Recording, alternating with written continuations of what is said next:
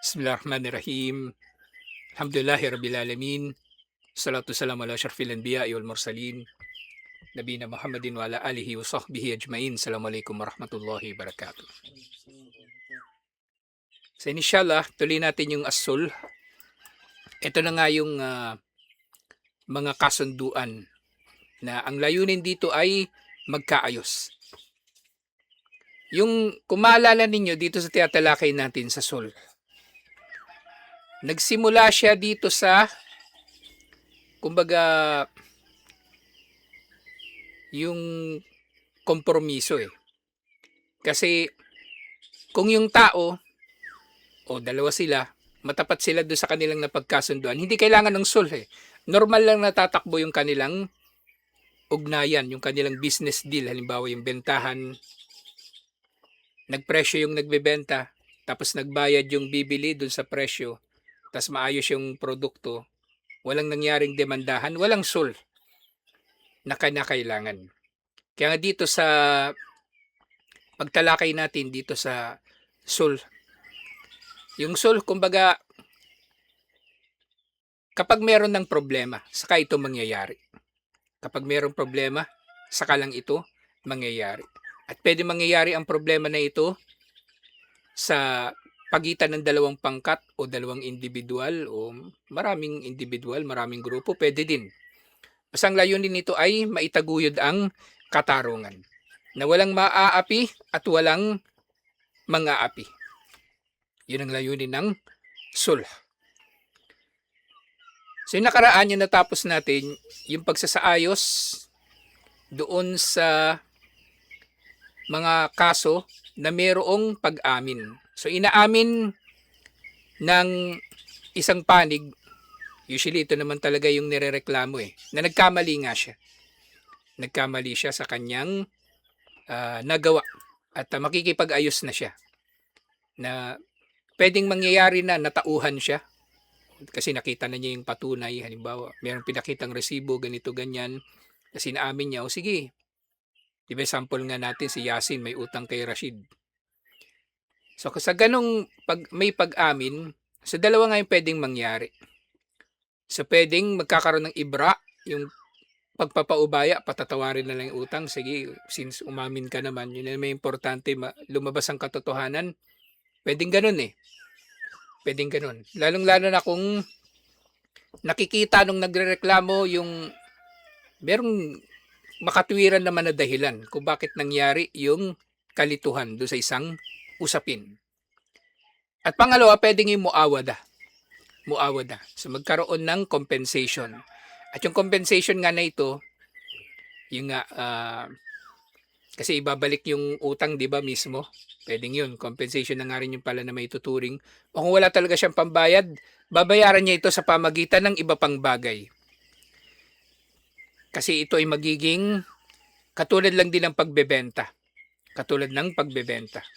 So tanggap ito. At kung ang mangyayari naman ay serbisyo, ipapahiram, diba sample natin, si Yasin may utang 500 o 1,000 kay Rashid, tapos si Yasin papahiram na lang niya yung motor niya ng 1 linggo.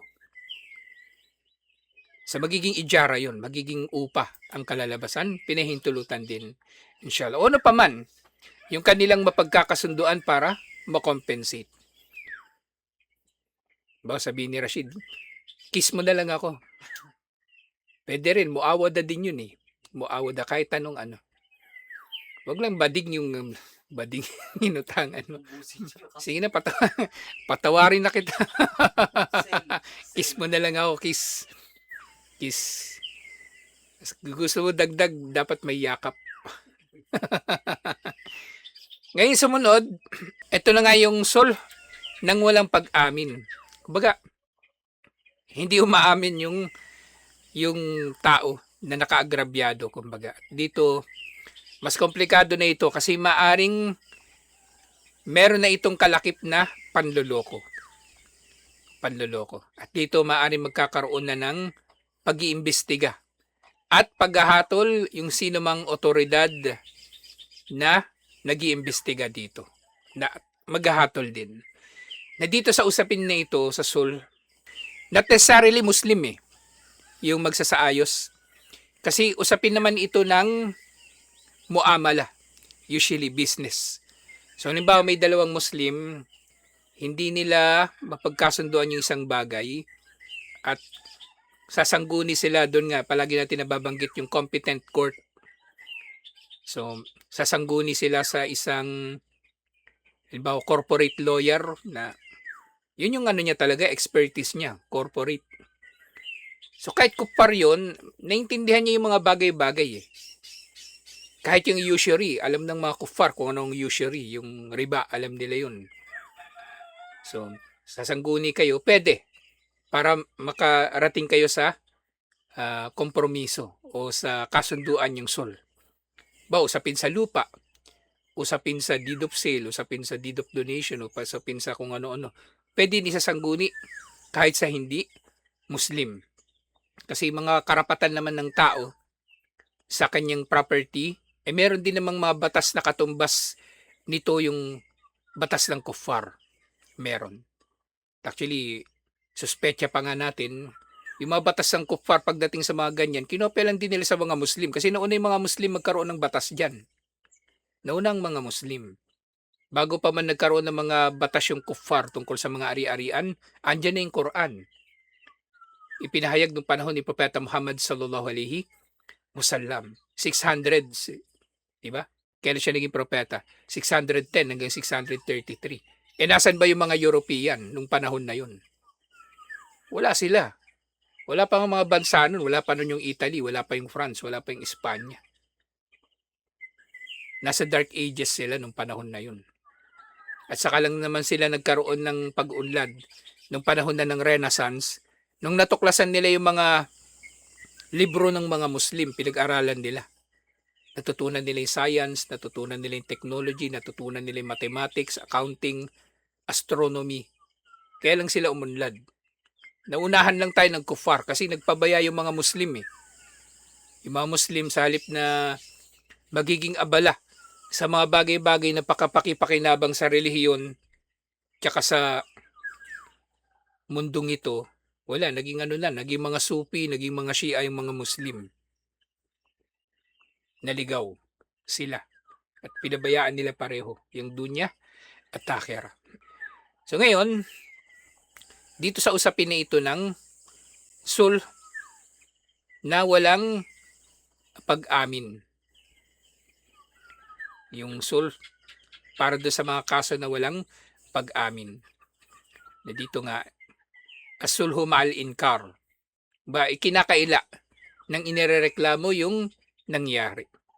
Wa huwa an yaddai syaksun ala akharin bi'aynin lahu endahu o bidainin fi dimmatihi.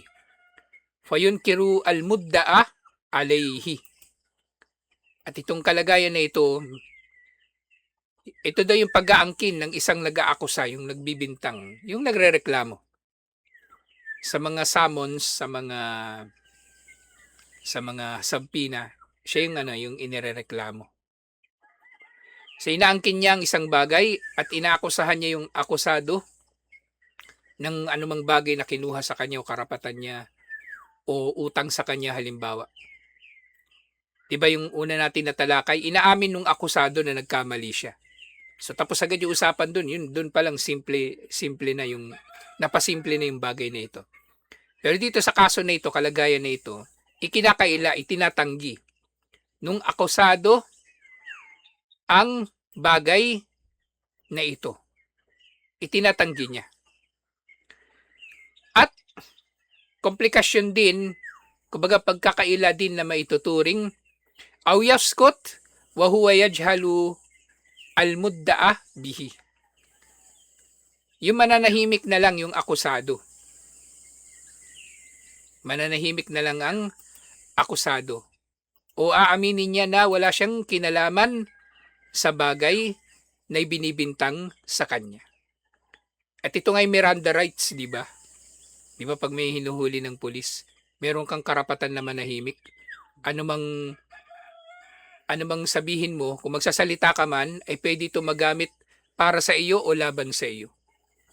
Tapos meron kang karapatan na magkaroon ng abogado na magsasalita para sa'yo kung ayaw mo magsalita. Kung wala kang abogado, bibigyan ka ng gobyerno ng abogado. Miranda rights. So dito sa Miranda rights, ang premise dito, bakit pinahintulutan yung akusado na hindi magsalita? Kasi pwedeng mangyayari na magsi-self-incriminate siya. Meron siyang sasabihin na pwedeng mahinuha na patunay laban sa kanya o ebidensya laban sa kanya. Kaya nga nung flood control, di ba? I invoke my right against self-incrimination. Sabi nung isang kinasuhan ng na taga DPWH.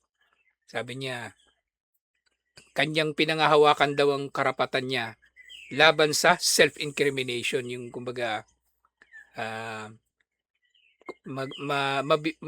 ano tuloy siya kumbaga makakasuhan siya lalo. Kaya mas gusto niyang manahimik. Ganun nga. Kasi kaysa naman magsalita ka na magsalita, mali pa sasabihin mo, di manahimik ka na lang. So yun yung ibig sabihin dun sa Miranda rights. Ngayon sa Islam, kinikilala rin pala yun na pwedeng ganun ang mangyayari na mananahimik kang isang akusado. So pwedeng mangyayari yun. Kasi kung guilty talaga siya, hindi talaga magsasalita yun. Hindi na lang yun magsasalita. Hayaan na lang niya na, kumbaga, hindi na mapansin nang nag-iimbestiga yung ilan sa mga detalye ng ginawa niya. Hindi siya magsasalita. Kasi nga posibleng kakasalita mo, napapahamak ka lalo. Parang si Toko, di ba? O, dinimanda niya ako oral defamation sa barangay. Oral defamation. Sakto nung nag-usap kami nung abogado. Sabi nung abogado, maganda sana kung meron kang mabibigay na minutes of the meeting na sinabi nga niya yung mga bagay na yan. Kasi qualified theft ang pag-aangkin mo ng property ng korporasyon na kumbaga hindi yung theft nga hindi nga sa iyo sa korporasyon yun tapos inaangkin mong sa iyo o pinakinabangan mo. Ikaw nakikinabang, hindi yung korporasyon. Qualified theft, hindi yung korporasyon, hindi yung kumpanya. Tapos kinabukasan may sabpina yung barangay oral defamation. O di nagharap kami. Iniisip ko ano ba yung irereklamo niya. Akala niya nakakapunto siya Oral defamation daw yung sinabi ko na kinamkam niya yung opisina ng Sakina, ginawa niyang bahay. Kasi kanya daw yun. Kanya daw talaga yun. O ngayon balik ako sa abogado. Eto, pwede ba to? Ay, oo, yan na yun. Yan na mismo yung kailangan natin. Na pag-amin yan, inaangkin niya yung opisina ng Sakina na hindi nga naman kanya. Alam kong hindi kanya talaga yun kasi nga, bawa yung magpa-follow up siya ng demanda doon. Kasi gusto niya bawiin ko yung sinabi ko na yun Ngayon sasabihin ko sa kanya, ilabas mo yung board resolution o ano man na patunay na sa'yo yan. Kasi sinasabi niya, nirerentahan lang daw ng Sakina yung opisina na yan. Kanya talaga. At nirerentahan ng Sakina. Kasi ganyan yan mahusay yan gigisahin niya yung mga tao sa sarili nilang mantika. Wala siyang puhunan, laway lang. Daldal lang yung kanya. Pero yung mga tao yung gagastos. Kaya ganyan kalalabasan ng nyo, hollow blocks. Ganyan kalalabasan niya. Ayusin niyo yan. Ganyan kalalabasan niya. Tingnan niyo maya-maya. Ngayon, pinapagamit niya, kulong-kulong. Yung tangke ng masjid yun. Ngayon, gagamitin doon sa hindi naman masjid. Diba? Problema agad yun. Mamaya magpapasok ng truck yan. Ali, kailangan niya yata yung truck ko. Papasok niya yung truck niya. Tapos, yung mga gamit niya sa paggawa ng hollow blocks, kanya yun. Bandang huli, siya lang ang kikita dyan sa negosyo niya Kasi pag malugi kayo, siya kumita na. Sisingilin niya kay Ali lahat yun. Yung gamit po yung paggawa ng Mm. yung gamit na gawa ng hollow blocks. Hindi ko ni mabay. Di ba? Siya lang bandang huli kikita niyan Malugi kayo halimbawa, di ba? Tapos kapag kumikita na kayo, kapag kasi maayos yung pamamahala nyo, bandang huli tayo siya na may-ari niyan. Yung hollow blocks nyo. Ganyan, tuso yan. Mag-iingat kayo dyan. Hindi ko sinisiraan yan. Sira talaga Hindi to oral defamation. Sira talaga yan. Wala kang matinong, kumbaga wala kang maririnig na matino mula sa sino mang tao. Tsaka walang matinong negosyo na hinawakan niya. Lahat nasisira. Lahat. nasisira. So di sa ano, 'di ba? Kakasalita niya ng kakasalita, napapahamak tuloy siya. O nakuha ko tuloy yung ebidensya na inaangkin niya yung opisina ng Sakina, ginawa niyang bahay, kanya daw. Eh ngayon, nasan nga yung patunay? Tsaka paano mangyayari yun? Tapos di ba sinasabi niya lagi, 50% daw ng equity ng Sakina kanya. Eh, paano mo papapatunayan yun? Sasabihin niya, kasi daw yung lupa kanya. Eh, ba't yung lupa ba, ibinigay na niya sa korporasyon at naging pag-aari na ng korporasyon at naging equity? Hindi eh. Nananatiling pribado yan eh. Kaya wala talagang planong buksan yung Sakina kahit kailan. Nangamkam lang yan ng, ano, ng pera. Kaya kapag ano, malalaman natin ngayon nasa napunta na yung pera ng Sakina, 50 million. Kapag mag-imbestiga na, inshallah. So ito yung dahilan kung bakit pinahintulutan yung akusado na manahimik. Kasi pwedeng ano eh, pwede nga inosente siya eh. Inosente. Tas 'di ba makikita niyo sa mga pelikula yung merong hearing, 'di ba? Tas tatanungin siya ng abogado. Ay mga abogado tuso. Mapapagsalita ka ng abogado ng mga pananalita na ang pagkaunawa sa kanya, inaamin mo yung kasalanan mo. Magagawa nila yun eh. Kaya dito, may karapatan yung tao na manahimik. Kasi pwedeng magagamit nga yung anumang sasabihin niya para sa kanya o laban sa kanya. At sa ganitong kalagayan, yung abogado na lang niya yung magsasalita para sa kanya. Yung abogado niya. Kaya sa maraming mga bali-balita ngayon, di ba? Madalas ang nagsasalita yung abogado eh. Di ba? Si Franco Mabanta, yung PGMN. Di ba nagsasalita para sa kanya, abogado niya. Si Bato, nagsasalita si Torion, abogado niya. So, yun yung dahilan kung bakit pwede siyang manahimik. Kung bakit pwedeng manahimik yung akusado. Na kinikilala naman sa Islam, alhamdulillah, na mananahimik siya. Sa lahat ng bintang eh. Sa lahat ng bintang pwede. Sa lahat ng bintang pwedeng ganun. Mananahimik siya. Kahit zina. Zina o pagnanakaw o kahit ano. Pwede. So nga, thumma yusalih al-mudda'i an da'wahu bimali halin aw muajjalin. At dahil nananahimik yung akusado, kumbaga magkokompromiso yung nag-aakusa sa kanyang ikinakaso.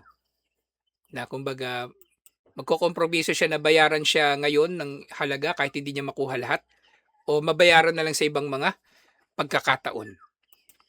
At iba pang mga pwede nilang mapagkasunduan. Fayasuhu as-sulhu fi hadihil hala. So pinahintulutan ito. O tama ang kasunduan na ito sa ganitong kalagayan. Ida kanal munkir mu'takidan butlan ad-da'wa fayadfa'ul mal daf'an lil kusumati an nafsihi wa iftidaan li yaminihi. Wal mudda'i ya'taqidu sihhatu da'wa fayakhudul mal audan an haqqihi at-thabit. So dito, yung translation na nilagay ni Sheikh Salman, 'di ba? Ano na lang magkakaroon sila ng kompromiso at magkakaroon ito ng bisa nga. Na dahil dito, kung ang akusado daw tinatanggi niya nga talaga yung kaso at naniniwala siya na hindi totoo yung kaso at siya ay magbabayad na lang. So, isipin natin parang ano, 'di ba? Kumbaga, para matahimik na lang, magbabayad na lang siya. Magbabayad na lang siya. At ganyan din at kasama ng kabayaran dito yung kanyang pagsumpa na wala talaga siyang utang, halimbawa. Basta magbabayad na lang siya para manahimik. At ang nag-aakusa naman, kung naniniwala siya na totoo ang kanyang akusasyon, kukunin naman niya ang salapi bilang kabayaran sa tiyak na karapatan niya. Bilang kabayaran sa karapatan niya. So, yung nangyari dito, kumbaga, wag muna natin isipin kung guilty ba o hindi yung akusado. Kasi sa kahit anong paglilitis, wala namang ina-assume talaga yung naglilitis. Eh. Wala siyang pakialam doon. Kung guilty ba o hindi yung akusado. Ang focus ng judge o ng hurado, yung jury, kung ano yung mapapatunayan sa mga pagdinig sa mga hearing. Kaya nga, isa sa mga kasabihan sa korte, di ba? Hindi yan nakasalalay. Ang outcome ng kaso hindi nakasalalay sa kung ano ang totoo. Ang outcome ng kaso ay nakasalalay sa kung anong kaya mong mapatunayan. Kung titingnan na parang hindi makatarungan. Pero yun talaga eh. Walang saysay yung katotohanan kung hindi mo mapapatotohanan na ito ang totoo. Di ba? Paniniwalaan ba ng tao? You need to prove. Oo. Di ba? It's not about the truth. It's about what you can prove. Kung anong kaya mong patunayan. Ganun talaga. Ngayon ikaw, dinidemanda ka, tapos merong patunay yung demanda na, yung nagdidemanda sa'yo may patunay. Kahit peke pa yun, sabihin natin peke. Peke. Tapos pinagbayad ka niya. Ngayon ikaw, nanunumpa ka na wala kang utang. Pero para matapos yung kaso, nagbayad ka na lang. Tapos yung nag-aakusa sa'yo, naniniwala siya na may utang ka talaga sa kanya. At tinanggap niya yun, tatanggapin niya yun bilang karapatan niya. Parang hindi makatarungan, di ba? Pero wala nga naman talagang katarungan dito sa mundo eh. Dito naiiral talaga ang tunay na katotohanan at katarungan sa araw ng paghuhukom. Halimbawa si Rashid, di ba? So may utang ka sa kanya. Nabayaran mo na. Tapos sunod na buwan, nagdemanda na naman siya. May utang sa akin si Yasin pa pala. 1K. Tapos nagdemandahan kayo. Tapos siya, kasi posible rin na in good faith or bad faith kasi yung mga bagay-bagay, mga demanda lalo na. O yung mga bago pa nangyari yun. Posibleng siya nangi-scam lang eh. 'Di ba? Yung naniningil nangi-scam. O ngayon, makuha man niya yung sinisingil niya na hindi naman pala talaga utang sa kanya. Ba't wala bang araw ng paghuhukom? Yun yung mahalaga dito. Merong araw ng paghuhukom na tiyak na iiral doon ang katarungan. So dito sa mga kalagayan ng pagtanggi. So kailangan talaga yung kalagayan na may pagtanggi yung akusado. Kailangan talaga mapatunayan niya. Ngayon kung wala siyang mapapatunayan at kabaligtaran pa yung napatunayan, may utang siya, kailangan niya magbayad. Kasi ang hukom, papanig siya sa kung ano yung mapapatunayan eh. Hindi siya papanig sa kung ano lang yung maring merong may corrupt na na hukom. Pero ganito talaga eh, kahit yung makatotohanan na tagapaghatol, ang titingnan niya ebidensya.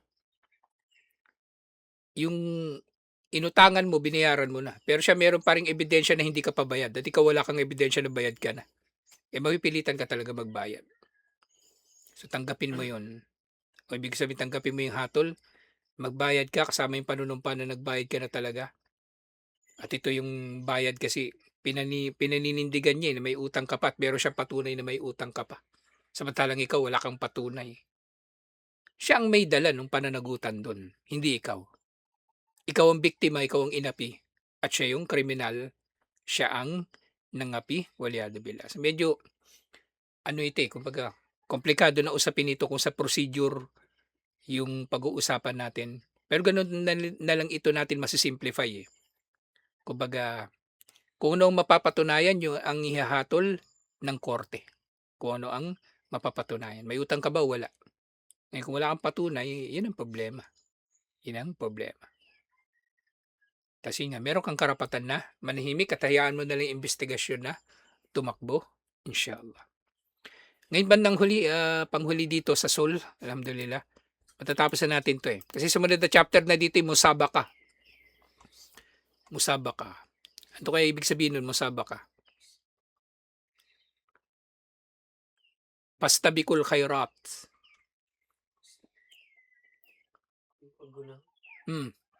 Paikipagunahan. Musabaka. Paikipagunahan. Karera o kahit anong contest, patimpalak. 'Di ba? Poster making contest, essay writing contest, yan, contest, musabaka. Yung sunod na nating matatalakay, inshallah. Pogian, Yung ano, patabaan, palakasan kumain. Uy! Ayan, musabaka yun. Yan, al-mas'alatu thalitha fil ahkamil muta'allika bis-sul. Yung mga hukom na may kinalaman sa sul. Yasuhu sulhu anil haqqi al-majhul wa huwa ma ta'addara ilmuhu min dinin aw ainin. So dito, may bisa ang pagsasaayos sa karapatang hindi batid at ito ay ang anumang may sagabal upang malaman nakabilang sa utang o ari-arian na kagaya ng pagkakaroon sa dalawang tao ng isang transaksyon. So, halimbawa, merong dalawang tao. Yung pagiging majhul dito, yung sa, tungkol sa transaksyon nila. Kanyakuna bayna shakhsaini mutaamila ay muamalatun wa hisabun mada alayhi zamanun. Wala ilma liwahidin minhuma bima alayhi lisahibihi. So, yung problema nila, nakalimutan nila magkano yung utang talaga. Pero may utang, hindi kahit yung sinisingil, hindi naman niya tinatanggi, oh may utang pa talaga ako pero hindi ko na maalala kung magkano. O ikaw na naniningil, magkano yung utang sa'yo? Hindi ko na rin maalala, basta meron. So pwede pa rin magkaroon ng kasunduan doon. Sabihin natin, kasi kung hindi nila talaga alam, pwede naman magtatakda nilang sila ng pagkakasunduan nila eh. Yun yung majhul na tinutukoy, yung transaction na nangyari sa kanila. Sumunod, yasuhu sulhu an kulli ma yajuzu akdal od anhu. So, pinahintulutan na magkaroon ng sul sa anumang bagay na pwedeng kumuha ng kapalit para rito. Kasi pera yung utang, papalitan ng bigas, di ba? Katulad ng sample natin nung nakaraan. O kaya papaupa na lang yung motor. Kasulhi anil kisasi bidiyati al-muhaddada syar'an. Aw akal o akthar. So, pwede mangyayari ito halimbawa sa pagsasaayos ng diya. Naalala niyo yung diya? Yung blood money, di ba? May nakapatay. Either sinasadya o hindi sinasadya, may diya yun. Pareho. Sa tukoy. So, ang diya talaga ay ilan? 100,000. 100 camel. 100 camel. Eh, wala ka naman 100 camel. So, papalitan mo na lang siya ng halaga ng 100 camel. Sabihin natin ng isang camel, ano na lang, 1,000 reals. So, di 100,000 reals yung ibabayad mo. So, ano mang mga katulad doon na pwedeng magkakaroon ng kasunduan na ang ibabayad mo, hindi yung mismong katulad ng utang, pwede magkakaroon ng sul. Kasi pwedeng mapapalitan. Pwede mapapalitan. Actually, kahit sa mga pinsala na hindi pisikal pwede magkakaroon ng sul. Bawo yung mga yung mga pananim na sinira ng kambing, magkakaroon ng sul. So sa halip na halimbawa yung kinain ng kambing halagang 1,000 na mga sitaw. No, may sitaw ka na naman diyan, tiba-tiba na naman yung mga tupa diyan pag nagkataon. Sitaw, di ba? Eh sabi ng may-ari, wala akong 1,000 Ibigay ko na lang sa'yo itong isang tupa. Bayad ko. O, di ba? Paldo pa. O, pwede. Siya lang. Pwede rin. Parang barter na. Parang barter. Pwede rin naman. Kasi gano'n naman pagka makapinsala ka, actually kung susobra pa yung ibabayad mo, mas okay kasi kasama na dun yung damages Diba? Daños perjuicios. So, bukod doon sa binayaran mo yung nasira, magdadagdag ka pa ng bayad na compensation, moral damages, mga kung ano-ano pang pwedeng singilin. At pangatlo pang huli, alhamdulillah, la yasuh as-sulhu an kulli ma la yajuzu akdul audi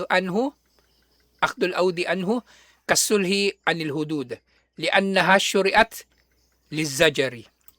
So lahat ng pwedeng mapalitan, pwede magkakaroon ng sul. Ngayon sa mga bagay na hindi pwedeng mapalitan, walang sul. Halimbawa dyan yung mga parusa na tukoy, yung had. Bawa diba yung nagnakaw ka, tapos puputulan ka na ng kamay. Tapos ikaw nakikiusap ka sa judge, wag nyo na lang ako putulan ng kamay. Magsasadaka na lang ako ng 5 milyon. Hindi pwede. Walang sul doon. Walang ano doon, walang mangyayari na kompromiso sa bagay na ito. Alhamdulillah. So ito yung ano, yung usapin ng sulh, alhamdulillah, at nalinaw na natin. Medyo komplikado na itong usapin na ito kasi may kinalaman na ito sa mga procedure sa korte, pero mainam na malaman natin, alhamdulillah. Kasi kung minsan yung mga tao-tao sila mismo nangangailangan nung ano paglilinaw sa mga bagay-bagay sa pagitan nila. O di mainam na nalaman natin ito, alhamdulillah. So tutuloy natin ito, inshallah. Yun nga yung sunod na kabanata, yung musabaka. Inshallah. Assalamualaikum warahmatullahi wabarakatuh.